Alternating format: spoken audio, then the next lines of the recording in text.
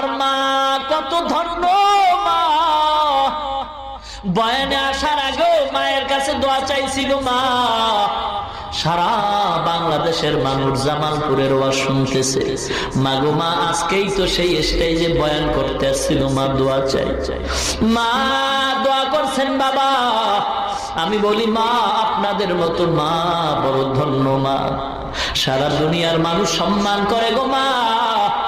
একটু দোয়া করবেন আল্লাহ যেন ইখলাস অন্তরে রাখে, অহংকার যেন অন্তরে ঢুকানোর সুযোগ না পায়।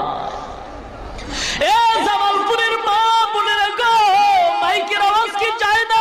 বিন্দু বাবাজিরা গো, মনটা কি চায় না তুমি একজন আলেমের বাবা হইবা, হাফেজে কোরআনের বাবা হইবা? রমজান মাসে তোমার সন্তান হাজার হাজার মানুষকে তারাবি পড়াইবে, খতমে তারাবি।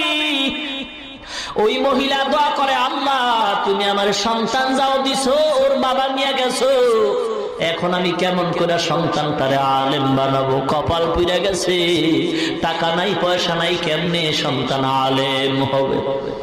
মা গরিব, টাকা নাই পয়সা নাই, অন্যের বাড়ি কাজ করিয়া মা কিছু টাকা পাইয়া পেট বাঁচায়, সন্তানেরও বাঁচায়। আস্তে আস্তে সন্তান যখন বড় হয়, সন্তান বুঝের হয়ে গেছে, কথা বলতে পারে, লেখাপড়ার সময় অতিক্রম হতে চলছে, সন্তানের হাত ধইরা কয়, মা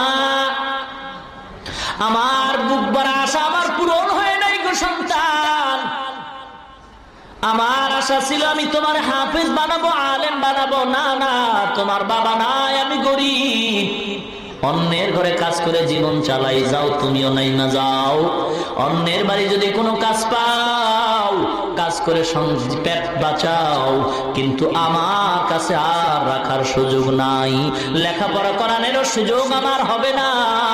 সন্তান মায়ের থেকে চলছে, গ্রামে হাঁটতেছে, এক বড় লোক সন্তানের চেহারা দিয়ে তাকায়, বড় মায়া লাগছে, আয় বাবা আয়, কই যাও? বলে আমি গরিবের সন্তান, আমি কাজ তালাশ করি। আমার বাড়ি থাকবি, আমার বাড়ি কাজ করবি, আর আমার কিছু গরু আছে দেখাশোনা করবি, তোর খানা বেতন কাপড় যা দরকার আমি সব ব্যবস্থা করে দিব। এতিম সন্তান ওই বাড়ির গরুর রাখাল হয়। বলবো ঘটনাটা বলবো? কাদ দাও না, গরিবের হক মাইরা বড় লোক হইছো, সাবধান সাবধান। বড় লোক গেট সাজাইছে, বড় খানার অনুষ্ঠান দুপুর বেলা, রোস্ট মুরগি কোরমা পোলাওয়ের ব্যবস্থা করছে।